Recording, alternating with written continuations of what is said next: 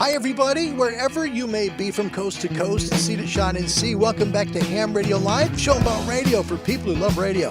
Today the FT100, young hams making history, and your comments. We've been together since way back when. I know it's repeat, right? It's part 2, right? Sometimes I never wanna see you. But it's got to be right if we do the show today, you know what I mean, right?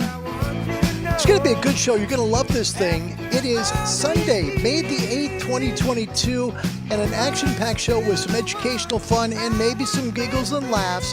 So from around the world, welcome back. Still the one I wanna talk to in bed. Still the one that turns my head. We're still having fun, and you're still the one. From around the world, wherever you may be, away we go. Hi, everybody. Welcome back again. It's great to see you. Happy Sunday. It's the 8th day of May, 2022.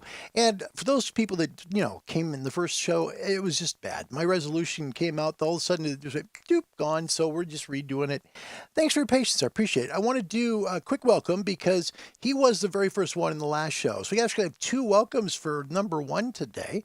Really do. First one would be Dirk, Whiskey 9 Romeo Delta Yankee. He came in first on show number 1. So there you go. Congratulations, Dirk. You did it. But not to be outdone. Not to be outdone.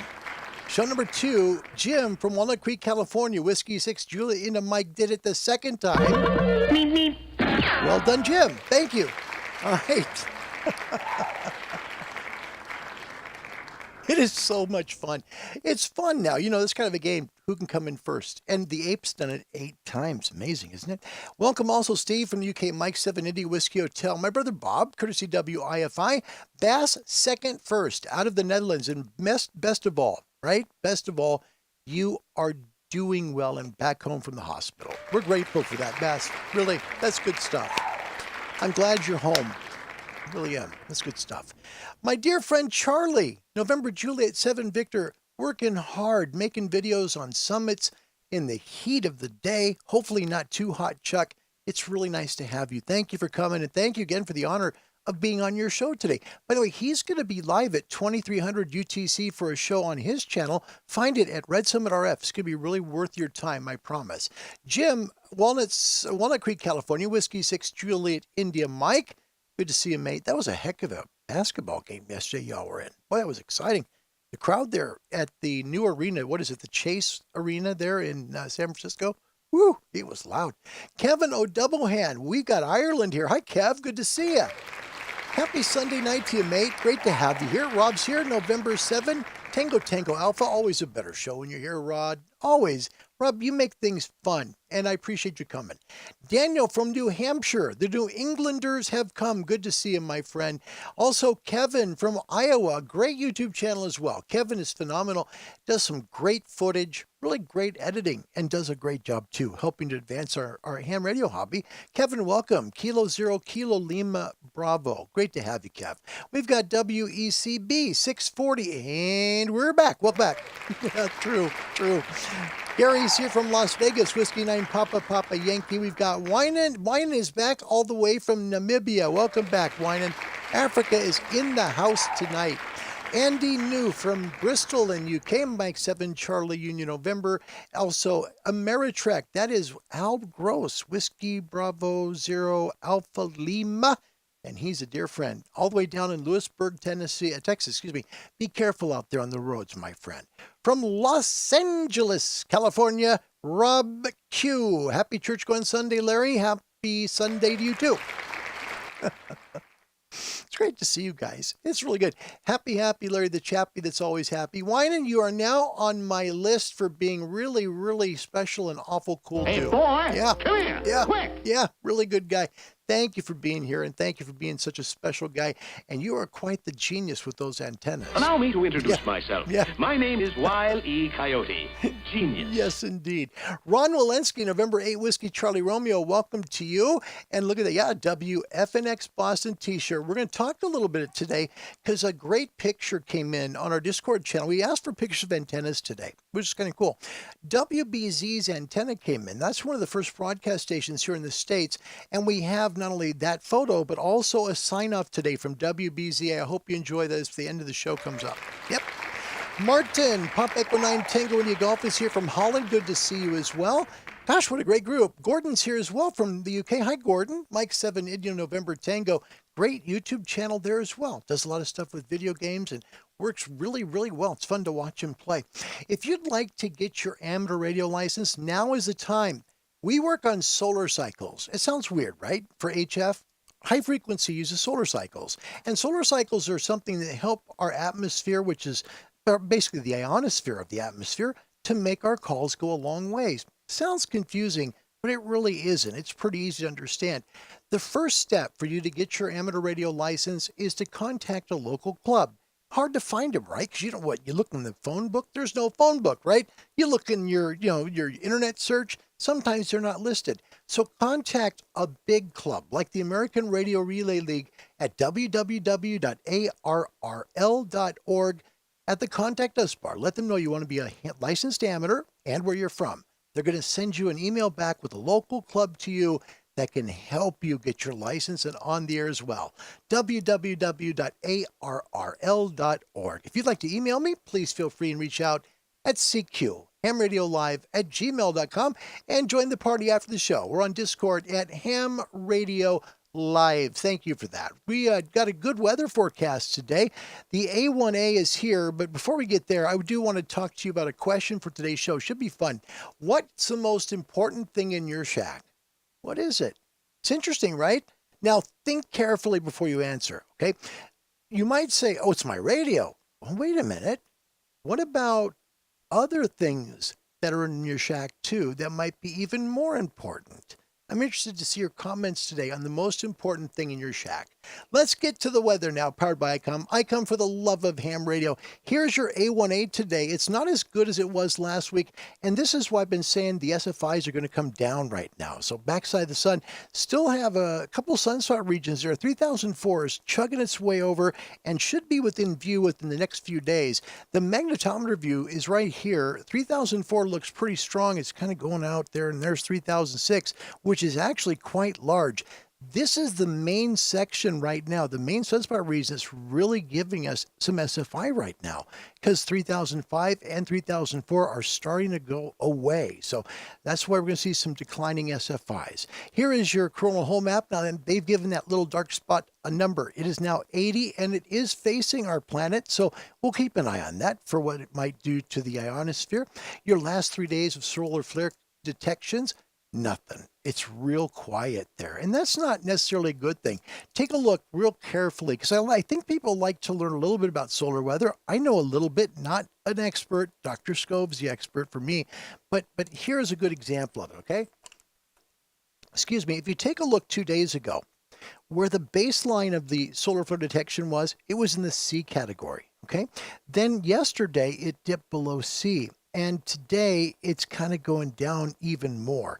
This is an indication that our solar flux index is going to be dropping a little bit more here this coming next few days. So it's a really good indicator that we don't have the high SFIs. And part of that, we really don't have a lot of sunspots on the front of the sun. Here is the K index. This is the good news. Quiet conditions. So good conditions on the nighttime bands. 160, 80, and 40 should be fairly quiet. Here is 3-day geomagnetic forecast. K2, maybe a K3 today. K2 to a K3 within the next couple of days. Not bad. GMS, this is the QRZ information over the last 4 hours. Here is it at 1512 GMT. Nothing changed SFI or solar number. What we're looking at here is the BZ at the bottom of the first paragraph, okay? So the bottom says minus 1.1 at that point. Solar wind 329.8 kilometers per second. Current one is here.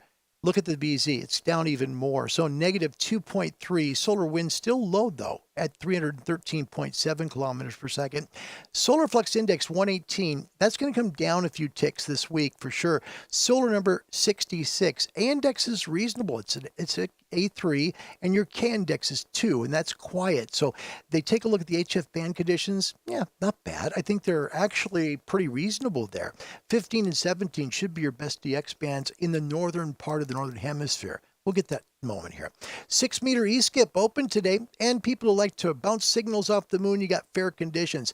Here's the Kilo Charlie 2 golf map from the same time, about 3 or 4 hours ago. Look at Europe. This is a good example of the way 10 meter works right now. Really is. If you're in the northern countries of Europe, like in the UK or in France, Germany, in Norway or Sweden, you're maybe like 15 megahertz up in the northern part of Norway and Sweden. But as you head south into Germany and France and the UK, 25 megahertz. So, right there, you're still not even on 12. You're well, basically on 12, but that's about it. And then you go south, right? You go to Portugal, you go to Spain, and then dip way down towards the Middle East. You have to get down towards the Middle East to get to 10 meters.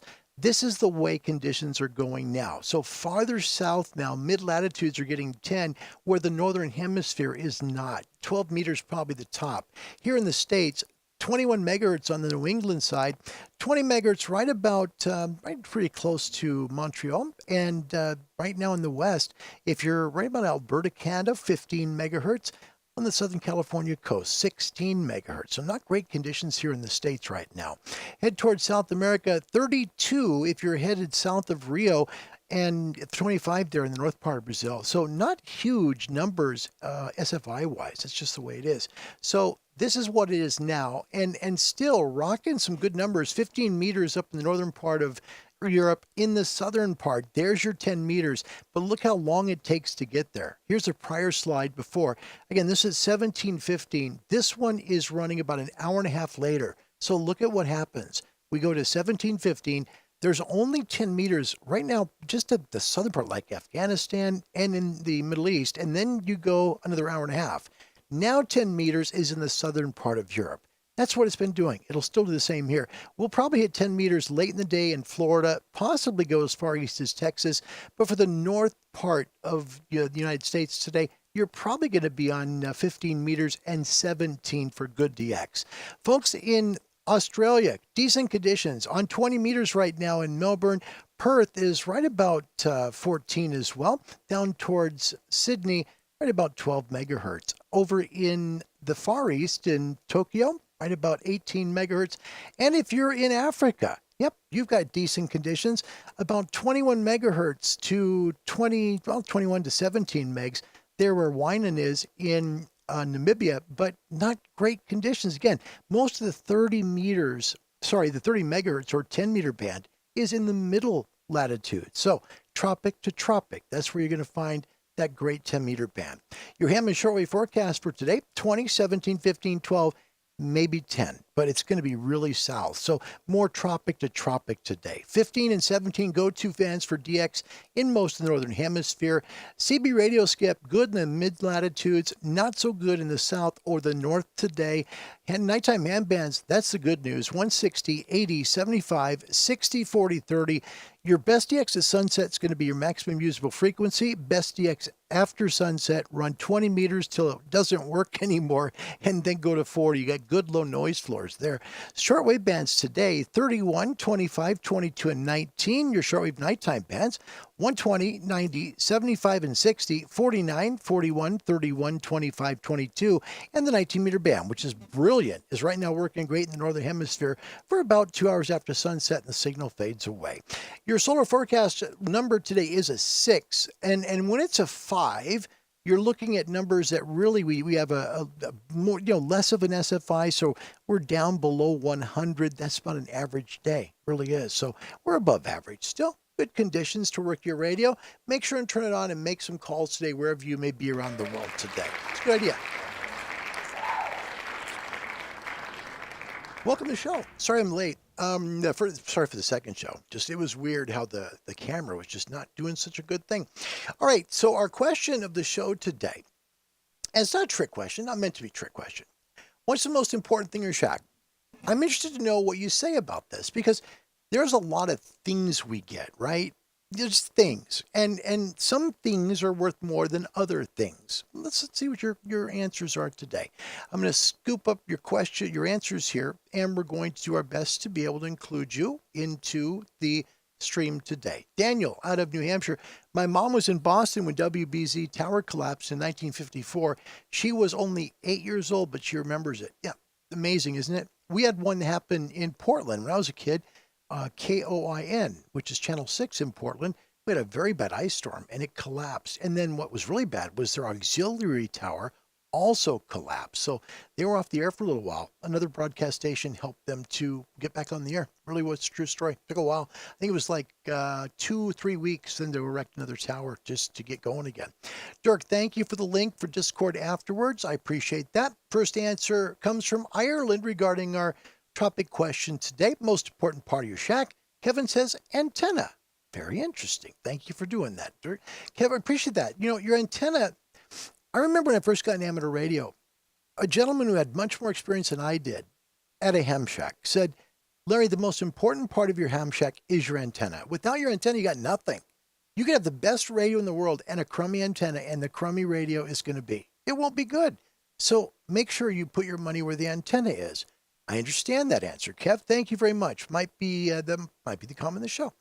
Dirk, thank you for the link to the space weather. Find all this stuff, by the way, on solarham.net. All of these slides, all of this information is right there on SolarHam. It's a wonderful resource for you to learn about the sun and how it works and how it affects us here in HF. So good stuff.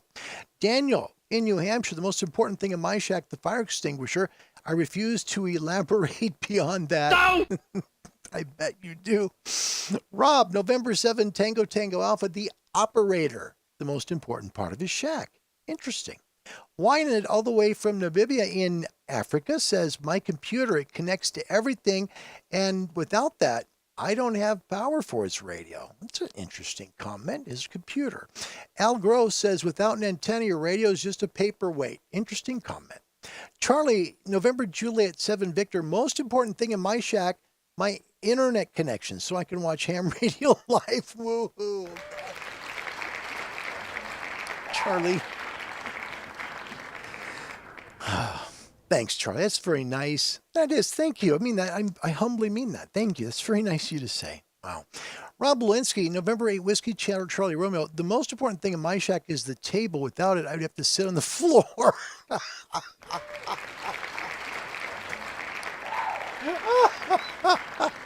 Ron, that's great. Oh, that's funny. Jim in Walnut Creek, California. Most important thing in my shack is my grounding system. There it is. There it is.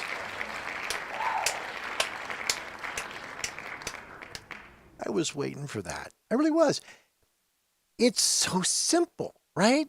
And it eludes us. It does, right? Our grounding system, because it has to be grounded right.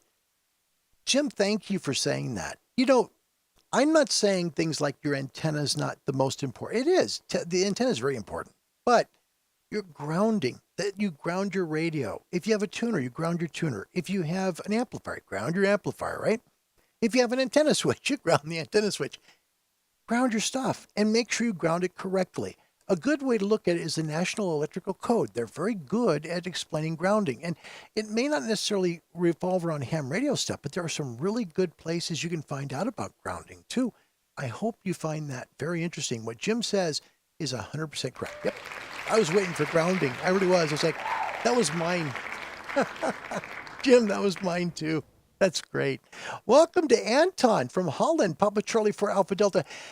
I was this close, and I promise you on the next show, I'll play it. I do have a sign off from Holland now, so I'll play that coming up the next show. I was going to do it today, but then we get something cool coming in from WBZ, so I'm going to include that one. Aaron, welcome. Mike Whiskey 7, Oscar Foxtrot Sierra. Special show for you today. I hope you enjoy it. A little hint there. And Dirk, thanks for the posts here.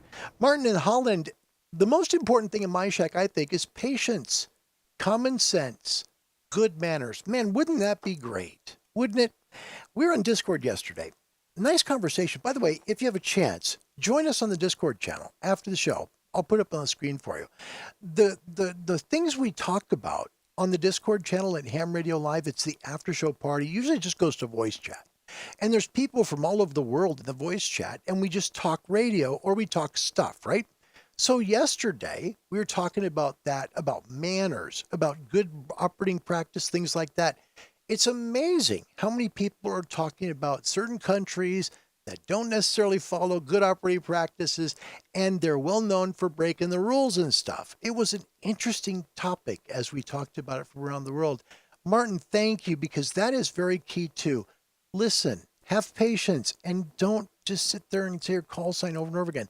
I've heard great DX stations sign off because of that. Really, literally, Jim in the North Cook Islands did that last year. I showed you on the show. It was on a video where Jim said, I'm done, because people kept giving their call sign over and over again, and he couldn't even make a call. So, Kevin, that's a great comment. Thanks for that one. I like it. Colin is here. Chris. Sorry, Chris. Just had you on the show yesterday. Colin. Okay. Chris is here. Hi, Chris. Good to see you. 2 Echo Zero Union Kilo Hotel.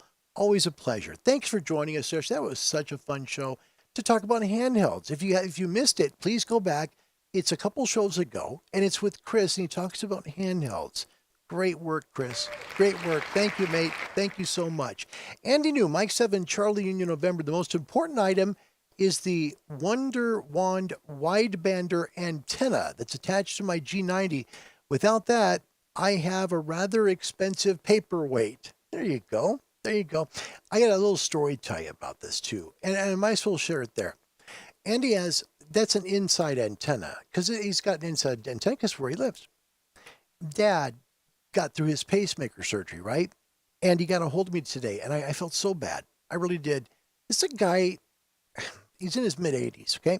He's wanted to be a ham for over 70 years. 70 years. He said, I don't retain anything. I can't remember stuff. I'm not as smart as you are. All these excuses, right? But then he got his technician on the first try, and he got his general on the first try. So for people who aren't licensed, there's some hope for you. Then he has a pacemaker surgery on Friday, and he can't transmit anymore. Because if you have a transmitting antenna near you, and you have a pacemaker, it could kill you. All right. So folks are using antennas indoors. Please be wary of that. If you know anybody that's near you that has a pacemaker, you could kill them. Okay. So please, that's some serious stuff. Make sure you remember that. And Dad, I tried really hard to talk to him about remote control software, or possibly a remote unit like the Flex Maestro, right? Where he can maybe transmit on somebody else's antenna far away.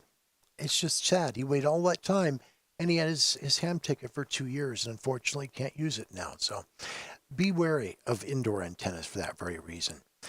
Let's see. Aaron says, I found 6 meters open today for the first time and managed to make an FTA contact. Congrats, Aaron. That's great stuff. That's great stuff. Roger and Molly are here. Always a pleasure. Roger, give Molly a hug for me. Kilo Juliet 7, Lima X-ray. That's Roger on the left, Molly on the right. William, man, YouTube just notified me the show started. No! Oops. Did I tell you we're tape delayed today? Oh my gosh. William, it's really nice to have you. Thank you for coming today. It's really an honor to have you here. Thank you very, very much. All right. Rob Q in Los Angeles says the antenna, most important part for him. That's an interesting point. And yes, it does make a huge difference. Anton Holland, the cardboard box radio Iris made for me. It doesn't do anything, but it sure looks nice. That's great. William, God's the most important thing in my shack. Without him, I can do nothing. Amen, brother. Amen. Yep. Absolutely right. Amen. Another story with Larry. I'm not a VE. I'm not. I wanted to be. I really did. But I'm not going to say I blew it. I'll just say that I turned the people off at my test. I can show you my test. It's right here. Passed all 3 one day. And they couldn't believe it. They were like, we've never seen this done before. How did you do this? And I said, and if you read the Bible or know it, Philippians 4:13, I can do all things through Christ who gives me strength. If you go to my QRZ page, it's the first thing on there. That's why. It's because that's how I passed all 3 license exams. I know it was. And the guy said, okay, so really tell me how you did it. And I said it again. It was just weird. And I knew then they weren't going to need me for a VE, but for me personally, that's how I felt. So I'm with you on that comment. Thanks, William, for making it. I mean that. Ladies and gentlemen, we have someone very special. The Metal Ham is here. That's pretty cool. The Metal Ham. Great. That's great. The electric to charge my radios. Nice work, mate. That's great. The metal ham, I love that.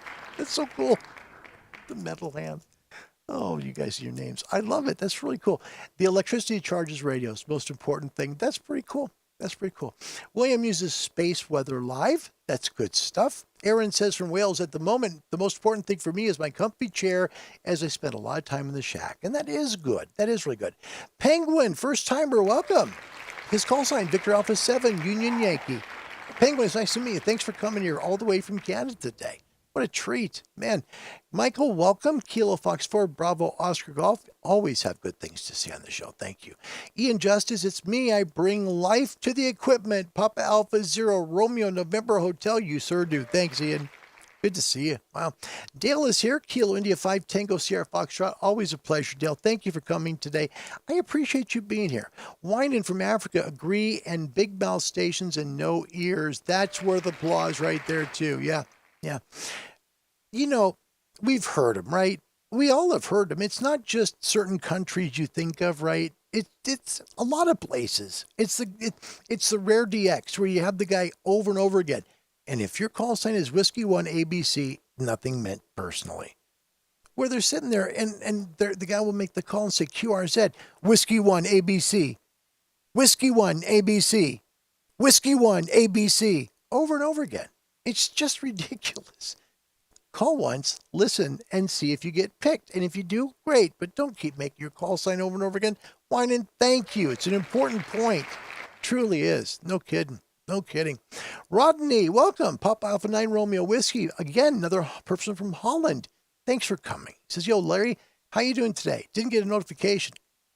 I want answers. What's going on with YouTube? What is happening today? I don't like that at all. Not at all. The metal ham, I was talking about this on Ham Radio Clubhouse Dude's Lab about medical devices. Yeah, you've got to be careful. You do.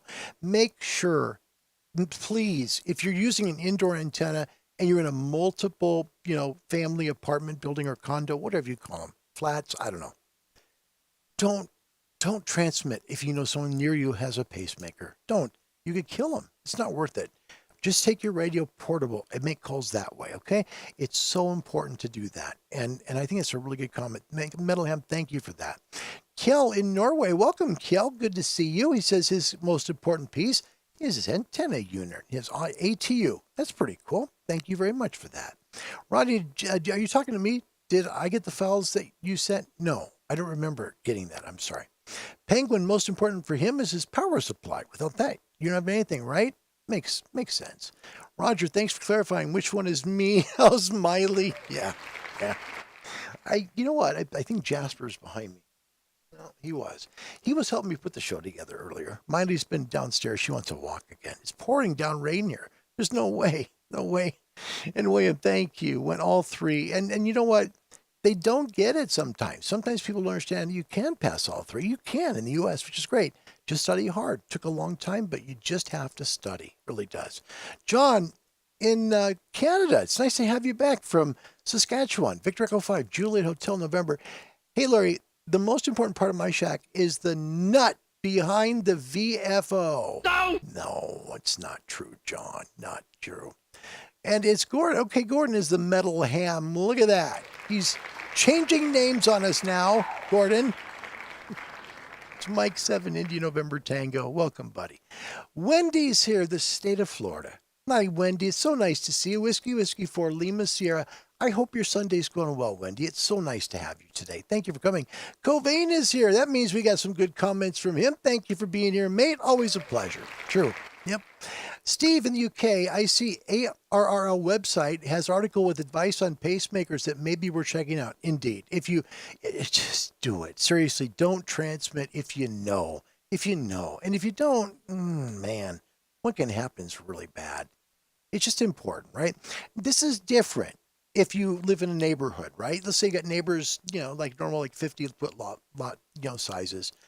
Now, if you're in like a really condensed development where you've got 0 lot sizes, those are like the 5-footers on each side, 10 feet between houses. Try and meet your neighbors and know what what they have, because if you're in a small area like that, it could make a difference. Health is so important. You don't want to hurt somebody. Jeffrey Porter, Alpha Delta 7, Lima, November, first timer, welcome. Most important thing is respect. Yes, man, we could talk for hours about this. Very good. Very good. Thank you, Jeff.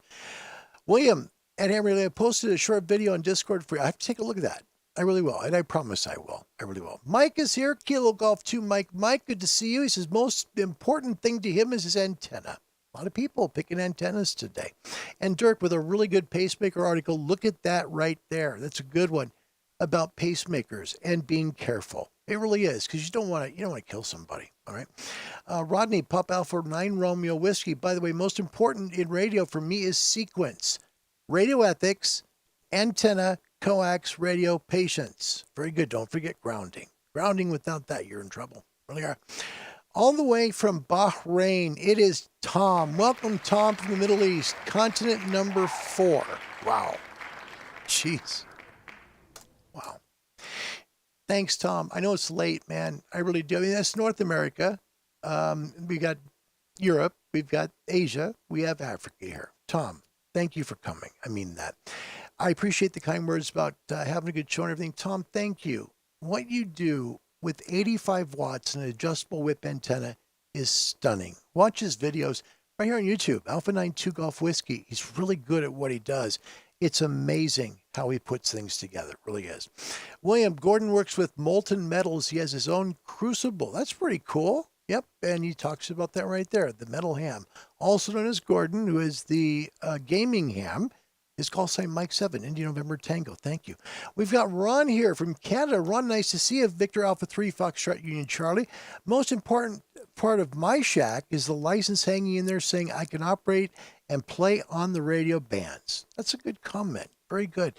Covain, the most important thing in my shack besides radio is my computer. There you go. Very good. Rudolph Smith, first timer and welcome. Good to see you. Nice to have you. Most important thing is outside the shack. And you know what? He's right. Because you think about it, there's two things out there that everybody has outside. Ground and antenna. Both are important. Rudolph, thank you for joining the show. Nice to have you. Really good stuff. Really good stuff. All right, let's do this. Let's go into a segment. And this is really cool. This was sent to me by Timothy. Timothy's call sign is Kilo 3 Lima Sierra Uniform. Now, folks in the U.S. will know those last three letters in the suffix LSU. Yes, he is a graduate of Louisiana State University. This is a wonderful historical video on the importance of kids in amateur radio. Listen to this story. You'll love it. Takes a while to get there, but he sets the stage. When Antarctica was first being settled, please watch this. You'll love it. The importance of a young ham making the difference between getting the call out to people from that settlement in Antarctica during that great solar cycle peak of 1958. Watch this. Lasting from July 1957 to December 1958, the International Geophysical Year was a massive, intensive, multinational, multidisciplinary global research effort whose 67 participating nations engaged in study of 11 different earth sciences via simultaneous worldwide observation. While the IGY included research across the globe, under the oceans, and in outer space, it made a particular effort to study Antarctica, the least explored area on Earth. The 11 nations that participated in the Antarctic portion of the IGY established several permanent bases on our southern continent, including the first permanent station at the South Pole.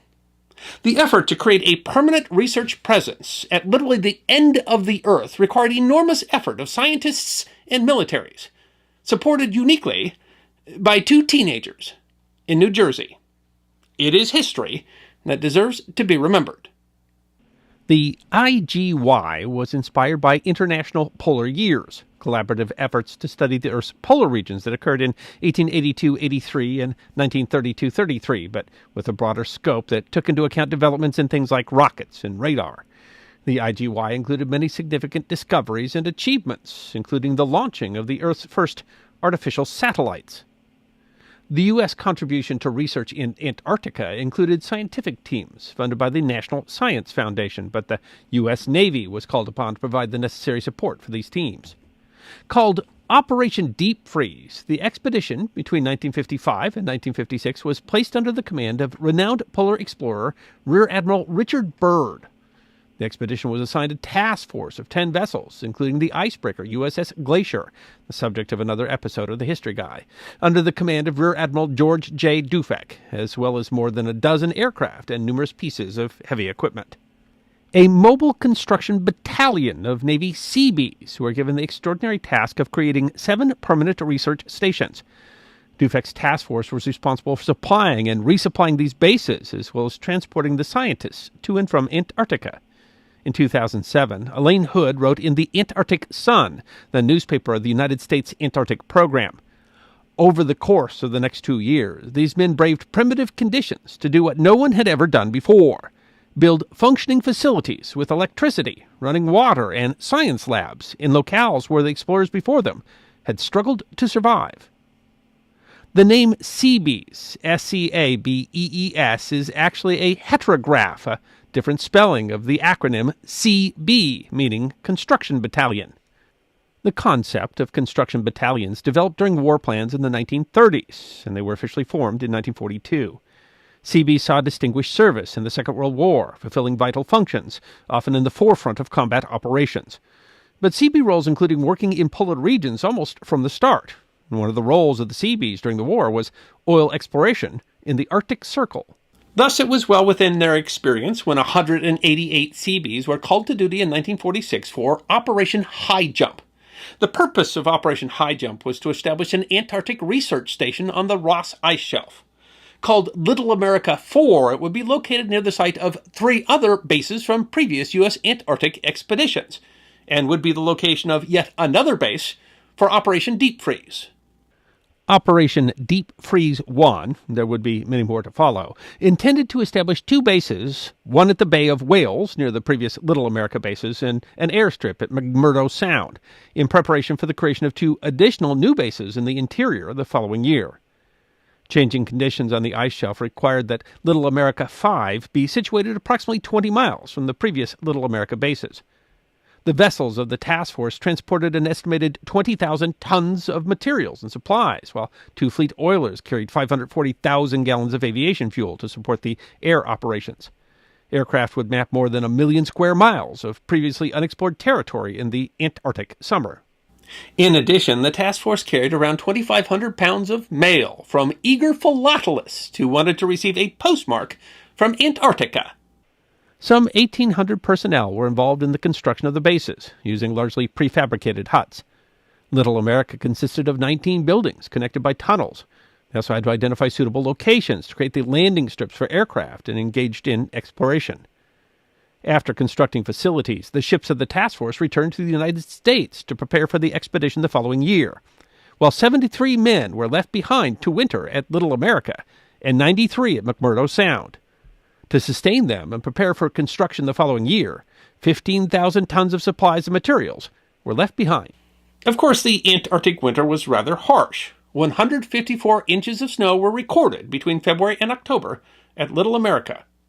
The lowest mean temperature, minus 78 degrees Fahrenheit, occurred on August 9th, but sustained winds meant that it was often the equivalent of minus 90 degrees. A 1957 report noted that when workers at McMurdo Station cleared an ice airstrip for the preparation of the return of air service in October, a late blizzard came and buried the new strip under 8 feet of snow.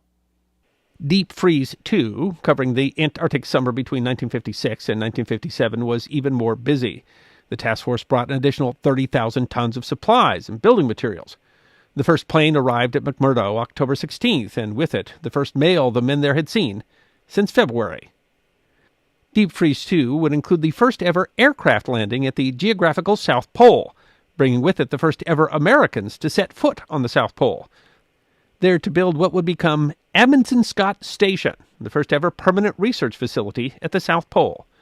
16 men, 8 scientists, and 8 Navy support would spend the 1957 Antarctic winter there. In all, Operations Deep Freeze 1 and 2 would establish 7 research stations on the continent to support the International Geophysical Year, which would lead to the establishment of the United States Antarctic Research Program in 1959, today called the United States Antarctic Program. and a permanent U.S. scientific presence on the Antarctic continent, including at the South Pole. The accomplishments of Operation Deep Freeze over the 2 years, 1955 to 1957, in preparation for the IGY were significant. In fact, extraordinary given the conditions. But among the many challenges was that of the morale for troops living not just in extreme environments, but separated from their families, sometimes for more than a year at a time. That was much more difficult in 1955 because in the era before global communication satellites, there was no easy way for even the Navy to make a phone call from Antarctica. And the Seabees and scientists' means of communicating with their families came from a surprising source: amateur radio enthusiasts. The etymology of the term ham radio might surprise you. According to G.M. Dodge, the president of Dodge's Telegraph, Railroad Accounting and Railway Institute, in his 1901 book, The Telegraph Instructor, the word ham was used synonymously with the word plug to refer to a telegraph operator who lacks ability.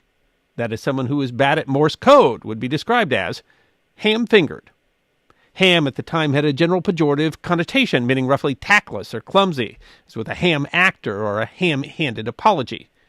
According to the American Radio Relay League, some early amateur radio stations were powerful enough to interfere with commercial stations, and commercial operators started to refer to these pesky amateurs as hams, who were sometimes accused of hamming police radio frequencies.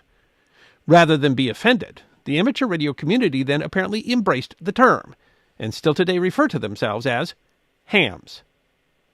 The strange etymology has resulted in a now debunked myth, asserting that the name came from an early station at Harvard University, whose operators, Albert Hyman, Bob Almy, and Poogie Murray, chose ham as their call signs based on the first letters of their surnames.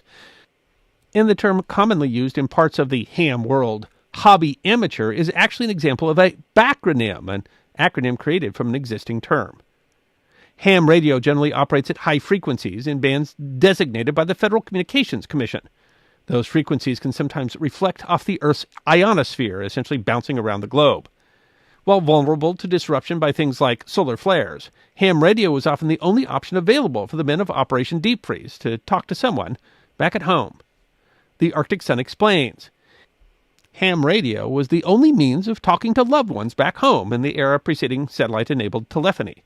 For the men who arrived at what is now McMurdo Station in December 1955 and who did not depart until a year or two later, hearing a wife's voice or son's laughter was an important morale booster. But communication from Antarctica via ham radio was not easy. Historian Diane Olson Bellinger wrote in her 2010 book Deep Freeze, The United States, the International Geophysical Year, and the Origins of Antarctica's Age of Science. Voice-to-voice communication with someone special required timing, luck, and favorable ionospheric conditions, ever problematic during the period of great solar unrest. It required people at both ends to find the right frequency to make a connection at both ends and stand by, that is, listen in, to switch the equipment from transmit mode to receive when one speaker finished and said, over. In particular, the system rested on dedicated, though unofficial radio operators at the IGY stations and scores of amateur hams across the United States who received and forwarded hamgrams, short personal telegram-like messages, and linked callers with phone patches.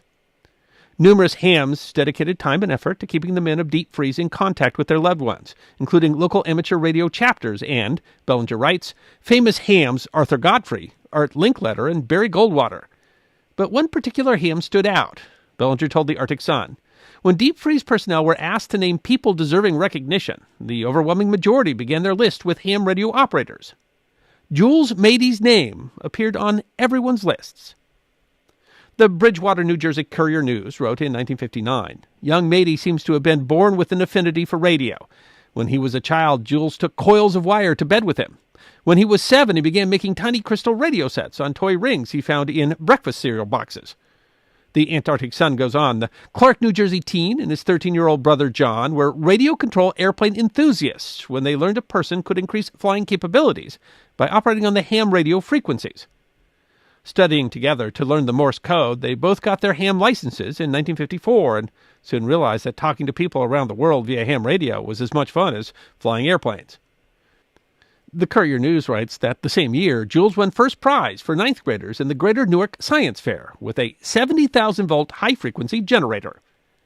A 2014 edition of Princeton, New Jersey's Town Topic suggests their interest was partially sparked by a 1955 visit to an exhibition of vacuum tubes collected by photographer Howard E. Schrader at Princeton University's Firestone Library, which the paper described as perhaps the world's largest collection of vacuum tubes. Town Topics continues. Mr. Schrader went on to introduce the brothers to leading Princeton scientists, such as world-renowned theoretical physicist John Archibald Wheeler. In turn, Professor Wheeler arranged for them to have access to the department's collection of surplus electronic chassis in the attic of the old Palmer Laboratories of Physics. The Mady brothers' contribution to Operation Deep Freeze was exceptional for several reasons. For one, with the support of their parents, the Mady brothers had installed a massive 110-foot antenna, making for better reception than most hams. Second, Jules had connected his radio to a telephone, allowing patches, as well as a radio fax machine that allowed transmission of scientific data and photos, albeit slowly. Navy radio operator Tom Montgomery told the Arctic Sun, he had a huge antenna, so his reception was good, and he had a telephone hooked up for patching calls. Sometimes when I would be transmitting, I'd be picked up by someone in, say, California, but they didn't have the capability of placing a phone patch. Jules did. It was just easier working with Jules than anyone else. I talked to him almost every night for over a year. But perhaps most of all was the brothers' dedication. The Courier News wrote in 1959, since Operation Deep Freeze began, Jules has spent as much as 10 and 12 hours a day at his radio equipment, connecting telephone calls from persons in the United States to their friends and relatives at the South Pole.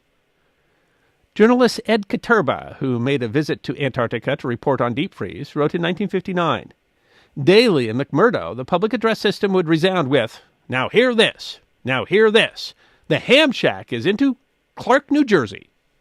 The Monongahela, Pennsylvania Daily Republican said of him, he gets not a penny for his service. He just figures this is one way of doing his good deed for the day. You know, I don't usually play videos that are that long. I just don't, because you don't want to lose people's attention. But that's our history. It really is. And it goes to show also the ingenuity. He was a kid, right? He was still in high school. And he was an integral part of people in Antarctica as it was being settled, right? As people were moving there to live there, to do experiments and stuff for the first time. He made communications possible between the people in Antarctica and their families. Ham radio, amateur radio, however you want to call it, really has a great purpose in this world. And if you'd like to get in, you'll love it. You'll love the hobby really well. Let's take a look at something really important. And this is kind of part of what I was setting the table with before I played the video. This was in 1957-58. Now, remember, the solar cycles that we've had, let's get a big view of it here. Look at 1958. That was the biggest solar cycle we've ever had. And that's right when those calls were being made to Antarctica. I don't know if you knew that or not, but that's the tie-in with that great calls that the kids made to help make people in Antarctica feel more at home. Good stuff. I'll have the link for the video in the description section after the show. Also, do want to show you this. For people who might be interested in getting into amateur radio, there's a really good radio that you can get fairly inexpensively. Well, what does that mean, right? When you say inexpensively. Let me show you real quick, right? When you're talking about price for a radio prices can be rather vague sometimes, right? You can get, a $500 radio that is quite a bit. This is one of them. It's the FT100 Delta made by Yaesu. This was actually sent by Tom in Bahrain. I think it's a wonderful, wonderful article that, he sent me. Here are the specs on this radio. This is, again, the FT100 Delta, all right? If you take a look at its abilities, it can do power output from 160 to 6. So from, the 160 meter band all the way up to VHF, it does 100 watts. If you want to do AM, 25 watts. 2 meters, it works that too, 50 watts. But 12.5 watts if you want to do AM. If you're on 70 SEMs, it works there too. 20 watts, 5 watts with AM carrier. Not that people do that, but there you go. It is literally a 160 to 70 SEM radio. It does SSB, AM, FM, and, it also does CW as well. The Yaesu FT100 Delta. Let's take a quick look at it and just what it does at a park on the air. This is a neat video. I'll make sure we keep it short. Enjoy. CQ, CQ. CQ Parks on the air. CQ Parks on the air. Whiskey, Quebec, 9 Foxtrot. Calling CQ Parks on the Air, Park Kilo 0995.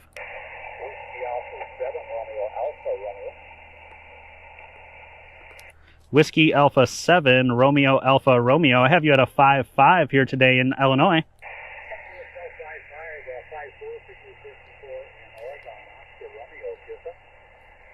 Thank you for the 54 into Oregon today. Thanks for the contact and hope you have a great day. 73, QRZ, Whiskey Quebec 9 Foxtrot, Parks on the Air.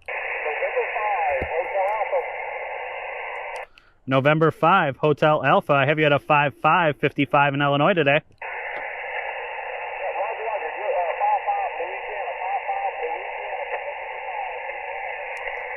Copy, copy. Thanks for Louisiana. Have a great day. And 73, QRZ, Whiskey Quebec 9 Foxtrot, Parks on the Air. The station ending in Golf Echo Bravo.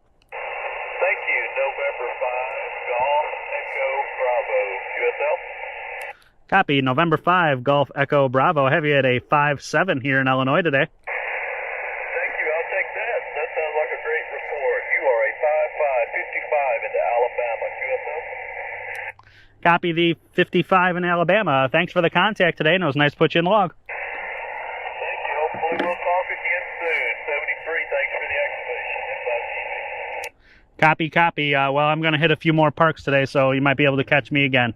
Have a good one. And 73, QRZ, Whiskey Quebec 9 Foxtrot, Parks on the Air. Alpha Bravo 6, Quebec, Mike. Alpha Bravo 6, Quebec Mike, 5-9 here in Illinois today. Alpha Bravo 6, Quebec Mike. I've got you at a 5-9, 5-9 copy. Roger the 5-9. This is Alpha Bravo 6, Quebec Mike. You're 5-5, California. You were fading in and out. Thank you. Copy, copy. Thanks for the contact. And 73, QRZ, Whiskey Quebec 9 Foxtrot. That gives you an idea. And that's Kevin. Does a great job. We'll have his description for his YouTube channel right below. You'll see it. Yeah, Kevin does good stuff.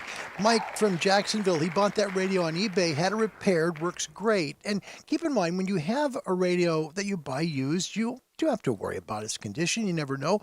But the radio itself is pretty well built. Really is. Let's take a good look at the front of it just because you didn't get to see that part. Here's what it looks like without the microphone in the way. All right. So it has all the stuff you want. It's a menu-driven radio in a way that you just can go through the menus and control what you want to do, when you want to do it. But what it provides you with is 100 watts, up to 100 watts output for SSB, 160 all the way to the 77 band. Remember, it's not going to give you, 100 watts all the way on 77s, but it's going to be able to make you some amazing calls. I think this is a really good starter radio for people who might want to get into the hobby, but just, don't have a whole bunch of money. The price of the 100D right now is right around $500 to $550, and that's shipped. Not a big radio, but a good first radio, especially for folks, here in the States. I'm thinking people in the UK too. You start out as a foundation, you got 10 watts, go to intermediate, it'll go to 50.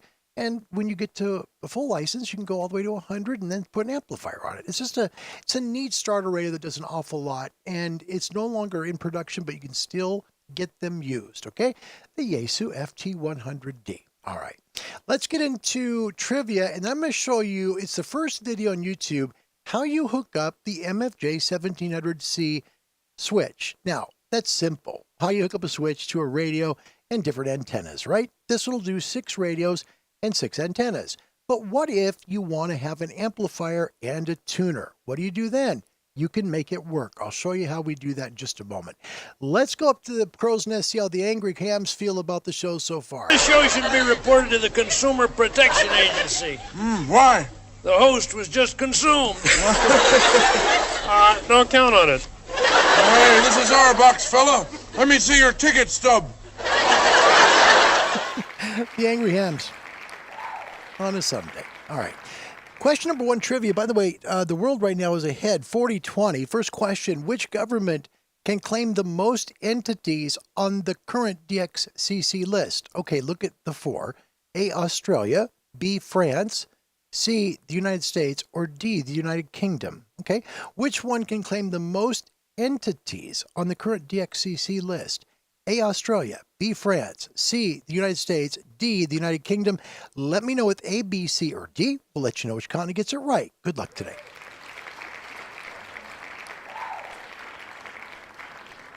First one up from the UK, Steve, Mike 7, India Whiskey Hotel. He says D. He's a proud guy from the UK. He's going to say, look, it's us here in the United Kingdom. That's where he's from, right? Guess what? He's right, too. Yep. Steve, did you get like the last one yesterday right first? I don't remember because I'm trying to remember. We had 2 shows yesterday. But it is correct. It's the United Kingdom has the most DXCC. Remember, it's not just the United Kingdom itself, but also entities that they, possess as well. That's why. So very good. Very good. Steve, thank you very much for getting that one. We'll get to the rest of the people. But first, continent number 5 has just joined us. Hello, my friend Graham. Victor Kilo 3, Golf Echo Kilo. Man, 5 continents. Can't believe it. What a great show today. This is really an honor for me. Also getting this one correct, we've got Dirk with A, Mike had D, Aaron had D, William had it right with D, Daniel in New Hampshire with B, John had B, Gordon had B, Rob with C. This is a tough one. Andy had B, M0, TTQ, Amateur Radio, Stuart, first timer and welcome. You had B. Nice to meet you, Stuart. Thanks for being here. Dirk, I just didn't feel like agreeing with Steve today. It's okay. Rob in Los Angeles had C. John Erickson, first timer, welcome. Wow, a couple first timers. Nice to have you guys here. Thank you. Winan also out of Africa, he had D. And Gordon in the UK had D. All right. Second of 2 trivia questions. Now the world's pulling away. It is currently 50-20. Second question of 2. Kilo Papa 3, November Papa 3, Whiskey Papa 3, and Alpha Papa 3 are all valid amateur call sign prefixes for Puerto Rico. Is that true or false? Listen, look at the 4. Kilo Papa 3, November Papa 3, Whiskey Papa 3, and Alpha Papa 3. Are they all valid amateur call sign prefixes for Puerto Rico? A is true, B is false. Good luck to you. North America needs some help right now. 50-20, the world is pulling away quickly. Very quickly, for sure. First one in is Dirk from North America. He has B, false. Call sign Whiskey 9 Romeo Delta Yankee. It is false. Thank goodness. North America has some hope now. That's good. Yeah, it's false. We'll go over why here in just a second. Steve said no idea. 50-50, I guess. And he guessed A on that. Mike, Kilo Golf 2, Mike with A. Delta Lima 4, Quebec, Bravo. Good evening, first timer. Welcome. Wow. A lot of first timers here today. Thanks for coming. It's nice to meet you. Good evening to you. Andy with B, Stuart with B, Gordon had B, Aaron had B. A lot of you guys got this right. Cliff with A, Winan in Africa with A, Anton with B, and Winan in Namibia, A. There you go. Rob with B, Kel had A, William with A, Anton, he meant A. He really did. Winan, you got it right as well. And Rob in Los Angeles had A. Yep, it is false. Here's why, okay? Kilo Papa 3, November Papa 3, and Whiskey Papa 3 are all prefixes for the country of Puerto Rico. However, Alpha Papa 3 is a prefix for the country of Pakistan. That's why it's a false answer. The fourth one, AP3, is Pakistan, so that's why it's false. Congratulations to our dear friend Dirk, who broke the ice for North America and got it back in the game. Good job, Pete. 50-30. That's one game now, right? One game, and you can make it up. Well done, mate. All right. We're going to now talk about something that hasn't been covered on YouTube yet. And I was kind of surprised because when I first looked at how to do this, I wanted to know if I had multiple radios, multiple antennas, and I wanted to have my, I know antenna switches do well for that, so I get that. But what if I want a tuner and an amplifier in line for any one of those radios that are on that switch? The antenna part, simple, right? You just click it, antenna, you just choose your antenna you want. But what about the radios? I want them to go through the tuner for maybe an antenna that's not quite so resonant on one end or the other, and I may want to use the amplifier too. How do I make that all work? Let me show you with the MFJ 1700C. This actually will help you control 6 antennas as well as 6 transmitters. There are 14 SO239 connectors on this switch. Also, of course, remember to ground it. It's got a ground nut right there on the left side, as you can see. Here's one side of it here, and you see some of the SO239s, okay? So on this one here, there are 7. Okay, you see the bottom of it, you're looking at the transmitter side. So the bottom is transmitter. This is where you're going to pick which radio you want to connect and use, right? So up to 6 can be used. On the top part of this is antenna, all right? And you see that's the very top left. You see number 1, and you see the word COM. That's a very big part of this. Let me show you the rest of it. The other side of the switch looks like this, okay? You have the other pieces from the transmitter, the number 1 antenna, and there's a COM on that side. So there's a COM on both the transmitter side and on the antenna side. How they hook up is really important. If I want to use my 7610 and I want to use my 5000 and be able to go through this switch, I want to find out how I can make it all work on my one antenna. Soon to be 2. We'll get there. So I'm using the MFJ 998. You don't have to use this. You can use whatever. You can use an LDG tuner. It doesn't matter. You can use a manual tuner. Any tuner will work. It's the same hookup.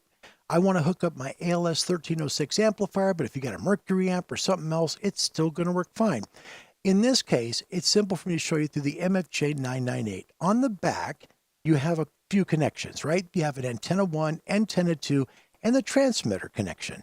On the back of the 1306, here's mine and my fat tummy there. There's RF out and RF in. So that's the back of the amplifier. And remember, always ground your equipment, all right? Here is essentially how this all goes together, okay? And this, thank you, by the way, this is a real big deal to me because it's done by a dear friend who he is so intelligent, you guys. This dude has a doctorate in nuclear physics. No joke. That's no joke. He's a dear friend of mine. And I'd ask you in your prayers. He's had a lot of people pass away on him in the last year actually. His name is Jared Marsh, and his call sign Alpha Echo 5 Lima Golf. He used to work for MFJ. He used to create products that they make today. So here is basically the schematic he wrote for me on how you can do this. The transmitter switch is second. Okay, so the coax that goes from the radio goes to the transmitter switch. So you basically, on this switch, you have up to 6. Remember, you can put up to 6 different radios. That's the part where it says transmitter on the bottom. That's where you put your different transmitters on it, okay? So think of that as transmitter side, okay? Then you go into the amplifier from the COM port on the transmitter side, okay? Let me get to that real quick. So COM port on transmitter side is where you're going to hook up the amplifier. That's first. And I have a second illustration for you to make this real simple. Then you go coax out of the amplifier into your tuner, and then tuner goes into the COM port switch on the antenna side. And then, of course, your antenna goes out. And I know this probably is a little confusing, so I'm going to show it to you a little differently. Because for me, I'm a visual learner. You know, you can talk to me about it, but I get lost sometimes. So visual might be easier for you. It was for me. Here's how you put it together. It's not that hard, okay? Here's a switch right in the center, okay? There's an antenna side of the switch, and there's a transmitter side of the switch. This is where you hook up your radios down here below, and here's where you hook up your antennas if you've got multiple antennas. There are 2 COM ports. The COM port that's on the antenna side goes up to the antenna input on your tuner, okay? That's your antenna input. So antenna in to COM port, all right? The transmitter side of the tuner is going to go out and into your amplifier at the RF out portion, okay? On the same switch, remember there's a COM port on the antenna side and a COM port on the transmit side. The COM port itself on the transmitter side is going to go right to the amplifier RF input, okay? That's where that goes. Now, what's missing? The radio, right? You don't see the radio here because the radio doesn't matter. The radio is going to hook up right through the switch. This is simply how everything hooks up in line if you want to use any amplifier or any tuner with this switch. I found this switch to be phenomenal. I've had it for 2 years, but this part of hooking it up has been difficult to find. Remember, COM port on antenna side of the 1700C goes to your antenna input of whatever tuner you're using. Then COM port on your transmitter side goes to the RFN on whatever amplifier you've got. Then you just simply hook up the TX portion of your tuner for your transmitter, goes to your RF out stage on your amplifier, and the amplifier's RFN goes into the switch. The switch then acts as the location where any radio you plug into it, doesn't matter which one of the 6, you select one of the 6 radios, if you've got 6, hook it up through that switch, and then the tuner will always activate, and so will the amplifier. It's a simple way to hook those things up. And I think that myself, I had the problem with it twice, and as I'm having a problem with my headphones right now, excuse me. I had a problem with it twice, and I was going through this going, gosh darn it, it's so confusing. If you just remember the 2 COM port part, that'll help you a lot. The 2 COM port is so important. Remember, antenna COM port goes to tuner. Transmit COM port, so on your radio side, is going to go to RFN. All right. So if you want all of your stuff to go through your tuner, right? You don't have an amplifier yet, but you want to use a tuner. You got multiple radios. This COM port then is going to go over here to the TX side of your tuner. That's how it goes in place. So that way your tuner will be in charge of any one of your 6 radios if you don't have an amp. So you see amp's gone, just make sure the second COM port goes to the TX side of your tuner. Then any radio you put in down here on the TX side is going to be working fine for you. I love the switch. I really do. It's just that no one ever really explained to me how it all goes together. Once you have the jumpers in place, you can use any radio, fire up a key on it, and it's going to connect the auto tuner immediately. And also, if you have an amplifier, make the amplifier work.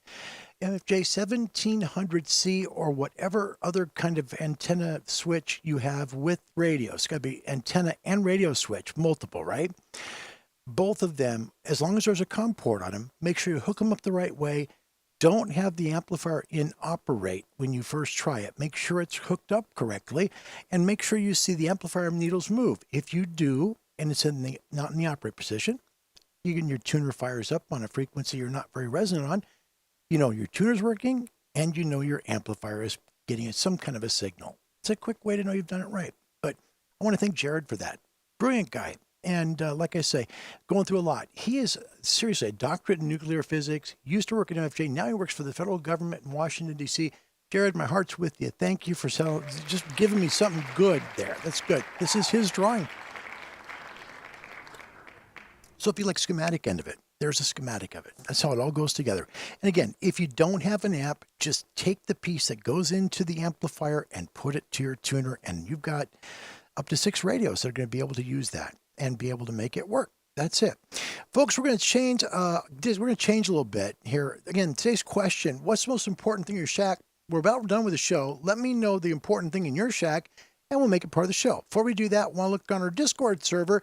Join us after the show at ham-radio-live, and here is what's on the Discord server now from the show. Here we go. We've got Indy all the way from Australia. Front view of its anti-vibration base plates. This is on his semi. This is for his ham radio antenna on the front of his big rig. Isn't that cool? It's got a Codan antenna, and it's a military-grade vertical antenna that's like a screwdriver. So think of it like the Tar Heels, but a little more high-grade. This is what he's got.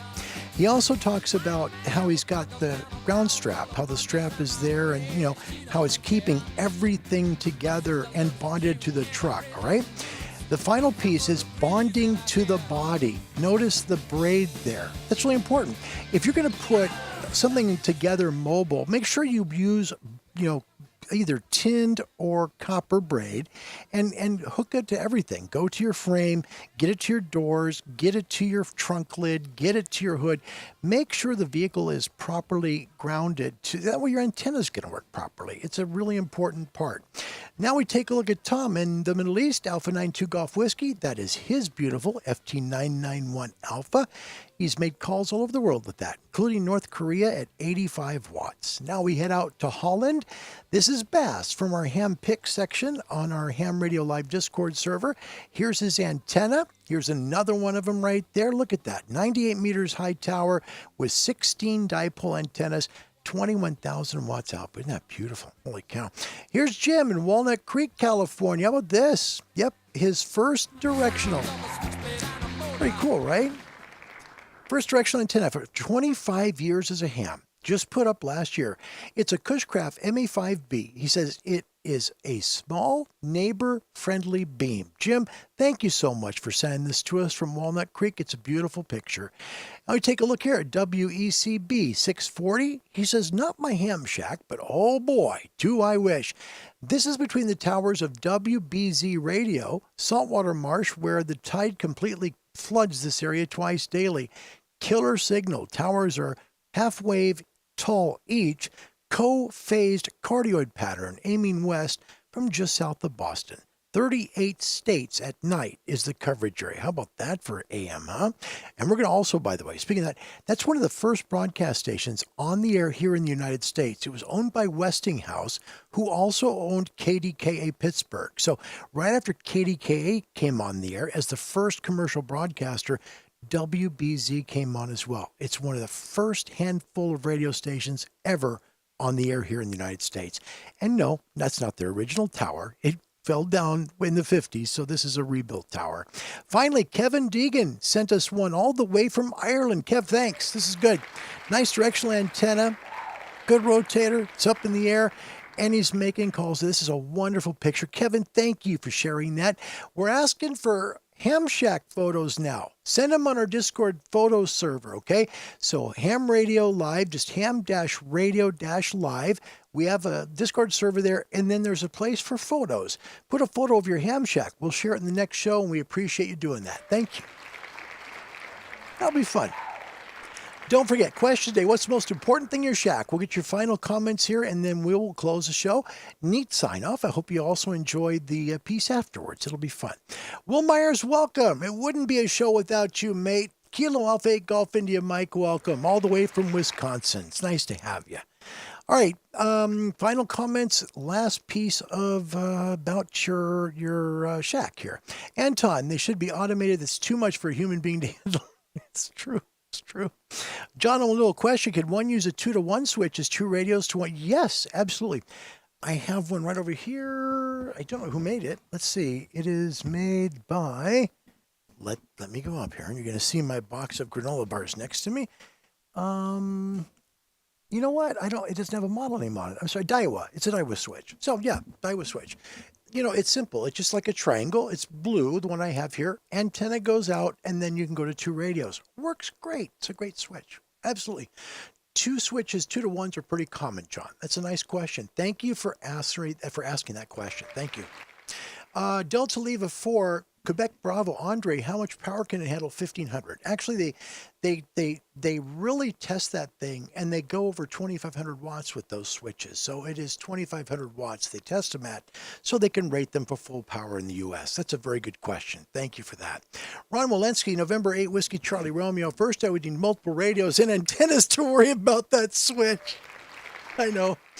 I got two, and so, it's not like I have a lot here. It's not that.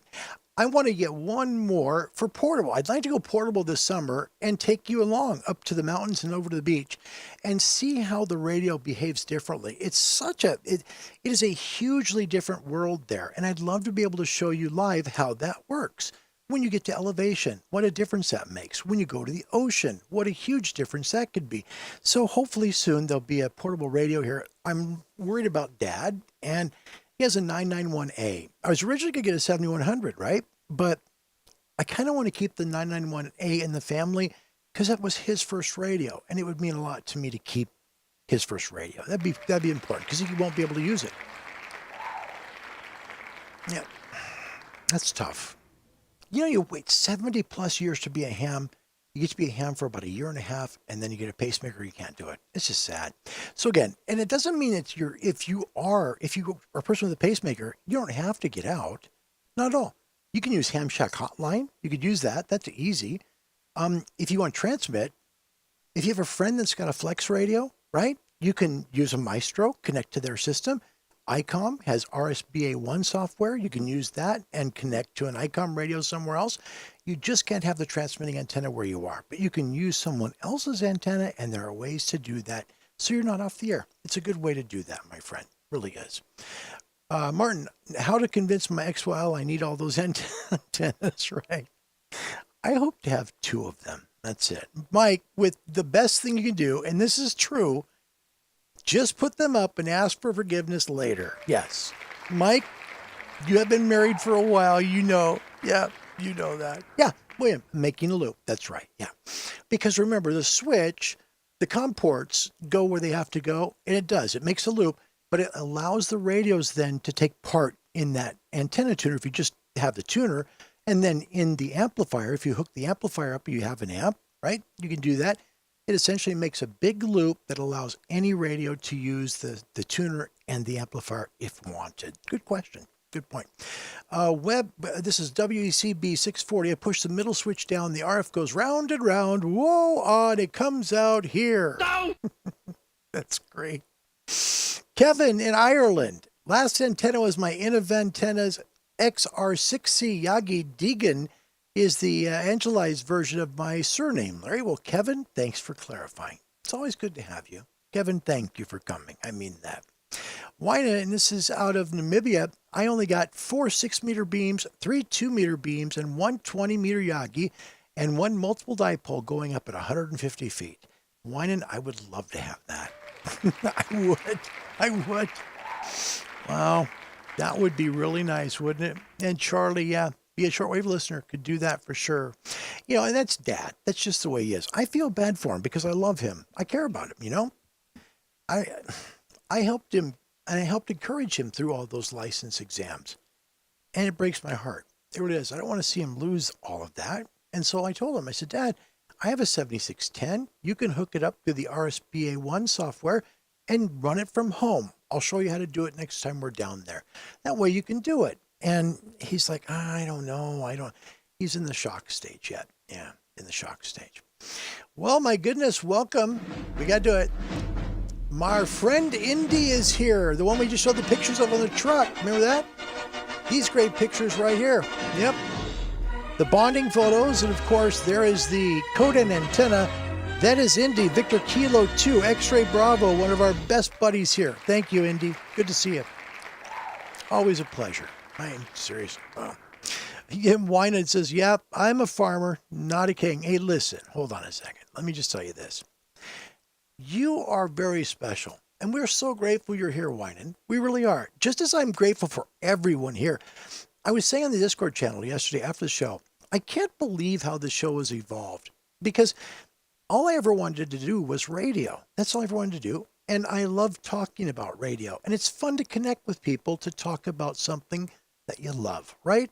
So Wynand, I'm grateful you're here. Thank you very much for coming. Folks, we're going to close the show at that. I do have a new sign off, plus the commercial afterwards to bring you a little giggle. I hope you like it. My name's Larry. My call sign in ham radio is Kilo 7 Hotel November. We try and give you about an hour each day of a show about radio that you can take part in. Think of it like a radio talk show where you're the star. Thanks for coming today. Means a lot. If you'd like to get your amateur radio license, we'd love to help you. Contact someone like the Radio Society of Great Britain. They're well equipped and they're good at what they do. Contact them at www.rsgb.org. Then let them know where you're at. You want to be an amateur radio licensee. They're going to send you a ham radio club that's close to you.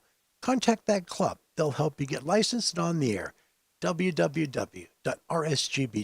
They're such a great group of people. Before we close, a couple of things. Wynand says the secret is to build all things.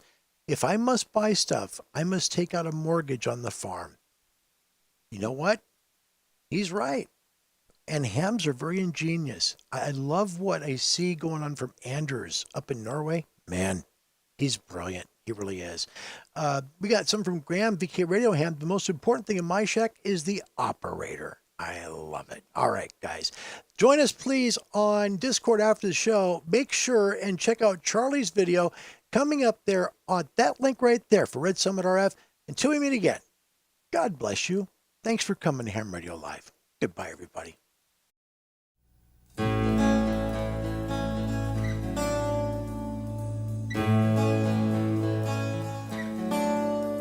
Good morning.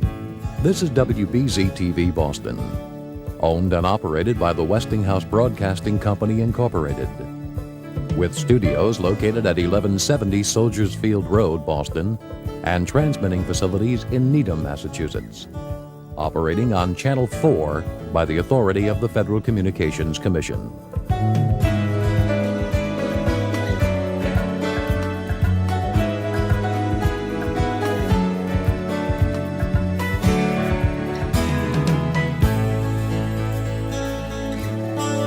Please join us as we begin our broadcast day with a morning prayer. Authority of the Federal, with studios located at 1170 Soldiers Field Road, Boston, TV. My name is Larry. The morning prayer.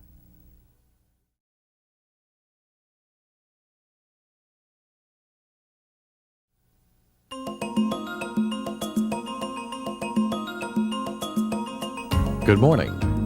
This is WBZ-TV Boston, owned and operated by the Westinghouse Broadcasting Company, Incorporated, with studios located at 1170 Soldiers Field Road, Boston, and transmitting facilities in Needham, Massachusetts, operating on Channel 4 by the authority of the Federal Communications Commission.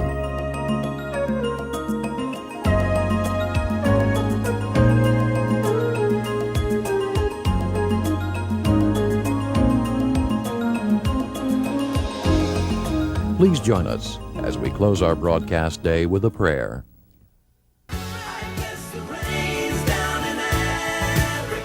Lord God, Creator of all, we thank you for today.